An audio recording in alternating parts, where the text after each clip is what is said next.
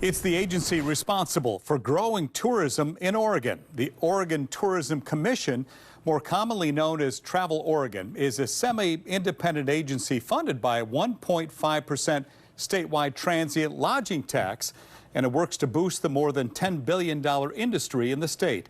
But a new investigation by the Oregon Journalism Project, published in Willamette Week, finds that Travel Oregon has operated with little oversight for years as its budget swelled to more than $45 million annually.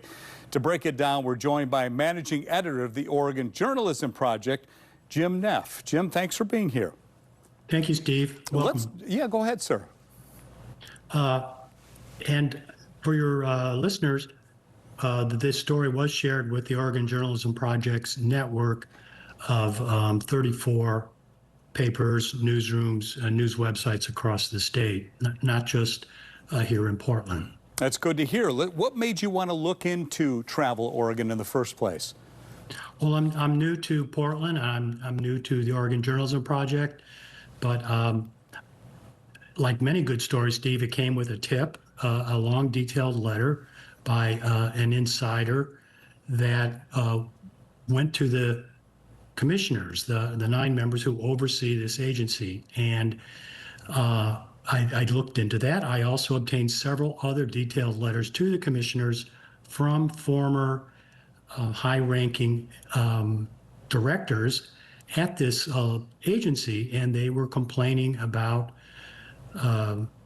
grants not being gotten out, about a kind of fearful environment where things could certainly be better run, and also the high compensation for the CEO. So I decided that it was a public service, and then I just spent 5 weeks digging into the story. When you talk about high compensation for the CEO, what kind of amounts are we talking here? Well, if you add in all the compensation for 2024, that's one way to look at it. That's $477,000, but that includes pension, health care, travel. But if you look at it just base salary and also a week's vacation that he cashed in that year, it would be $372,000, which there's a graphic in the story, is nearly double some of the state agency heads who have, billion-dollar budgets and many thousands of employees. Travel Oregon has 73 employees. I mean, it's an important agency, and it does some good work. Were you able to bring any of these concerns to the executive director, Todd Davidson?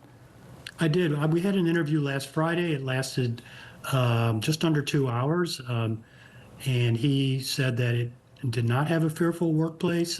He pointed to good evaluations he got in his annual review, and he said that yes, there were millions that didn't get out, but half that money is going out the door very quickly.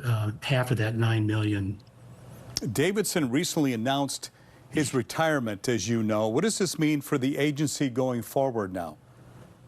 Well, I think what it means is that they're going to get a new leader, and the question is, are they going to get somebody who, an insider? Todd had been running the show there for since the late 90s, or are they going to get somebody who maybe has a new idea? Many of the people I spoke to, talking about change there and new directions.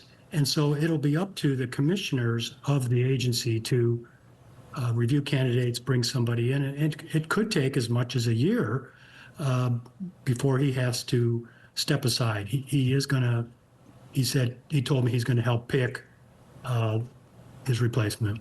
Managing editor of the Oregon Journalism Project, Jim Neff. Nice to have you on the program. Great to have you in the Portland area as well. Thank you so much, Steve. Absolutely. You take care. You can read the entire article in the latest edition of Willamette Week on newsstands now or online at wweek.com.